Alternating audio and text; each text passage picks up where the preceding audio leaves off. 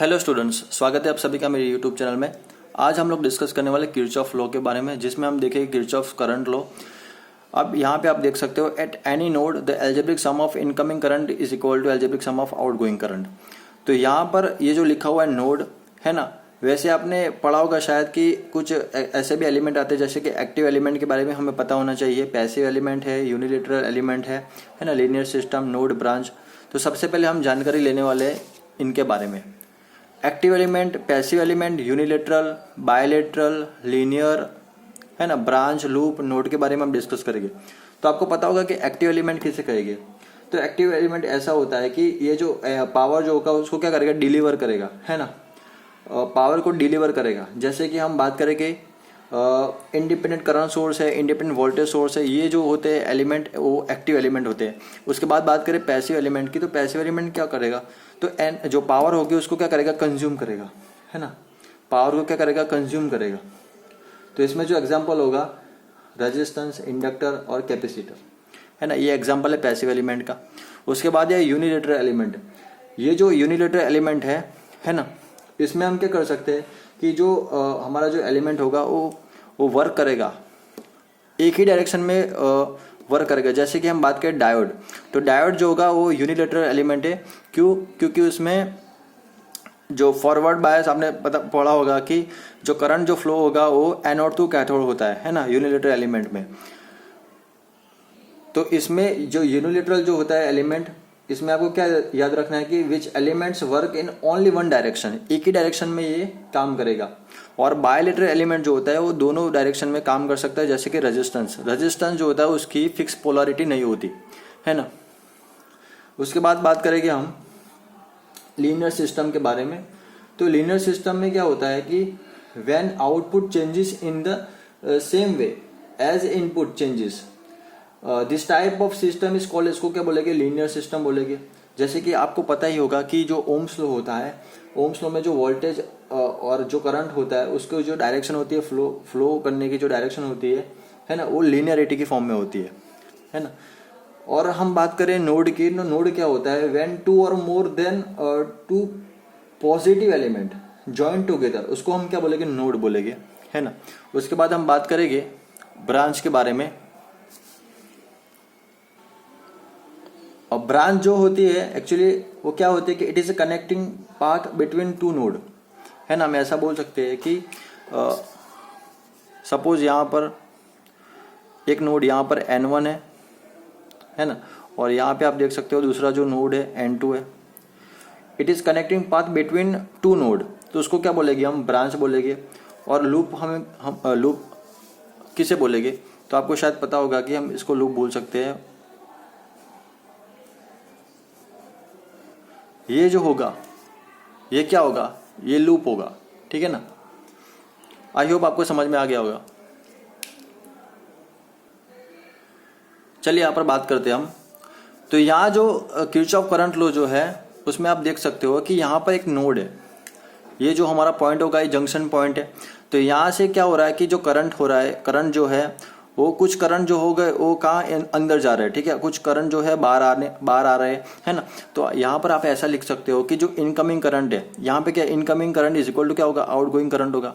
तो देखो यहाँ पर I2 है, आप देख सकते हो कि I2 I3 है ना, I2 I3 है, I4 है। तो ये सारे जो I2 I3 I4 ये incoming current is equal to क्या होगा, आउटगोइंग करंट होगा, है ना। आप देख सकते हो यहाँ पर। अब देखो सपोज मुझे ये सर्किट सॉल्व करनी है, इसमें मुझे करंट फाइंड करना है, तो मैं कैसे कर सकता हूँ। सपोज यहाँ पे आप देख सकते हो E1 है, यहाँ पे E2 E3 E4 है ना। अब देखो यहाँ पर मुझे क्या करना है कि यहाँ पे मेरा क्या है, जैसे इधर नोड जो था यहाँ पे हमने N1 ले लिया, यहाँ पे N2 ले लिया। तो यहाँ जो करंट की डायरेक्शन आप कुछ भी ले सकते हो, जैसे कि मैंने लिए यहाँ पर I1, ये I2 है, ये I3 है ना। यहाँ पे आप देख सकते हो I4 I5 और यहाँ पे I3 है, ओके। तो अब मुझे क्या करना है, यहाँ पर हम KCL का यूज करके, किरचॉफ करंट लॉ का यूज करके हम इस सर्किट को फाइंड कर सकते हैं। अब देखो जैसे आपने अभी देखा कि यहाँ पर क्या है कि यहाँ पे नोड है और यहाँ पर I1 करंट फ्लो हो रहा है, यहाँ पे I2, यहाँ पे I3। कुछ करंट यहाँ पे इनकमिंग है, कुछ करंट यहाँ पर आउटगोइंग है। तो कौन से इनकमिंग करंट है? तो I1 और I2 है इनकमिंग करंट है। तो आप देख सकते हो कि I1 I2 जो है वो इनकमिंग करंट है, और यहाँ पर आप देख सकते हो I3 जो है आउटगोइंग करंट है। तो हम ऐसा बोल सकते हैं incoming current is equal to outgoing current हो गया। तो उसको हम क्या बोलेंगे? Equation number 1। सेम हमें क्या करना है, यहाँ पे आप देख सकते हो कि यहाँ पर जो है हमारा ये नोड है, ठीक है। तो यहाँ पर क्या होगा कि जो करंट है I3 जो है इज इक्वल टू क्या होगा? I4 I5। तो I4 और I5 है वो इनकमिंग में ले लिया मैंने, और यहाँ पे मैंने ये जो करंट है I3 वो क्या होगा? आउटगोइंग होगा, ठीक है। हम ऐसा समझना है, यहाँ पे हमने क्या ले लिया? आउटगोइंग करंट है ये। और आपको ये भी पता होगा कि सपोज ये हमारा हायर, सपोज V1 पोटेंशियल है और ये V2 पोटेंशियल है। तो यहाँ पे हम क्या लिख सकते हैं कि जो करंट जो फ्लो होगा हमारा वो higher potential to lower potential current flow होगा। तो हम ऐसा बोल सकते हैं I इज इक्वल टू क्या होगा? V1 minus V2 by R हम बोल सकते हैं, है ना। लेकिन यहाँ पे सपोज मान लिया कि यहाँ पे क्या है कि 0 है पोटेंशियल हमारा, तो करंट जो फ्लो करेगा V1 माइनस 0 बाई R हम ऐसा बोल सकते हैं, है ना। और सपोज करंट की जो डायरेक्शन है सपोज ऐसी है, तो क्या हम क्या लिख सकते हैं कि I इज इक्वल टू क्या होगा? तो करंट यहाँ से फ्लो कर रहा है तो 0 minus V1 by R is equal to क्या होगा? माइनस में होगा माइनस V1 बाई R, हम ऐसा लिख सकते हैं, है ना। तो अब देखो आप कि I1 जो है, I1 क्या होगा हमारा? तो higher potential to lower potential. तो अब देखो जो I1 करंट फ्लो हो रहा है तो क्या होगा? E1 माइनस, यहाँ पे हमने क्या ले लिया? V ले लिया, है ना, V1 ले लिया। आप देख सकते हो यहाँ पे मैंने क्या ले लिया? V1। ये जो है हमारा V1 है, तो E1 minus V1 divide by क्या होगा? R1 होगा, प्लस हम क्या लेंगे? प्लस मैंने क्यों लिया? क्योंकि यहाँ पे प्लस है, यहाँ पे प्लस है। I2 क्या होगा हमारा? I2 आप देख सकते हो I2 जो होगा हमारा क्या होगा? E2 minus V1 bye R2 हम लिख सकते हैं, इज इक्वल टू यहाँ पे आप देख सकते हो कि I3 क्या होगा? तो I3 आप देख सकते हो कि I3 V1 माइनस V2, यहाँ पे हमने ले लिया V1, इधर V2 है, और नीचे क्या होगा? R5 हम लिख सकते हैं, ठीक है ना। तो ये होगा इक्वेशन नंबर 3। सेम I3 जो होगा I3 is equal to I4 plus I5। तो I3 क्या है हमारा? आप देख सकते हो I3 तो V1 minus V2 divide by R5 होगा, इज इक्वल टू हम ऐसे लिखते हैं I4 प्लस I5। ये इनकमिंग करंट है और ये आउटगोइंग है ना। तो ये जो हमारा होगा इक्वेशन नंबर 3 होगा, ये जो हमारा होगा इक्वेशन नंबर 4 होगा। चलिए हम क्वेश्चन सोल्व करते हैं। तो यहाँ पे एक सर्किट दिया हुआ है, यहाँ पे जो वोल्टेज है 200 वोल्ट है, 5 ओम का रेजिस्टेंस इधर है, इधर है, इधर है, इधर हमने बोल दिया V1 एंड V2। करंट की डायरेक्शन आप कुछ भी ले सकते हो, इनकमिंग आउटगोइंग, वो आपके ऊपर डिपेंड करता है। चलिए तो यहाँ पे मुझे फाइंड क्या करना है? I फाइंड करना है ना। Find the value of current I in 10 ohm resistance. तो क्या होगा यहाँ पर? तो हमने ले लिया ये इनकमिंग करंट है, ये जो करंट होगा incoming current is equal to क्या होगा? आउटगोइंग I और I2, ये दोनों आउटगोइंग करंट है। तो क्या हम लिख सकते हैं? I1 जो होगा तो higher potential minus lower potential, तो 200 माइनस V1 डिवाइड बाई 5 हम लिख सकते हैं। उसके बाद I क्या होगा? V1 बाय 10 होगा, ये रहा V1 बाय 10। और I2 क्या होगा हमारा? I2 क्या होगा? V1 minus V2 divide by क्या होगा? 5 होगा, है ना। अब इसको सिंप्लीफाई करेंगे हम तो हमें क्या मिलेगा? तो इक्वेशन नंबर 1 मिलेगा हमें ये। सेम उसी तरह आपको क्या करना है, यहाँ पर ये जो नोड है उसमें आपको क्या लेना है कि यहाँ पे आप देख सकते हो ये जो है इनकमिंग करंट है ना। तो इनकमिंग करंट कौन कौन सा है? I2 है, आप देख सकते हो I2, और ये 2 एम्पियर ये है ना इनकमिंग करंट है, और ये आउटगोइंग करंट है।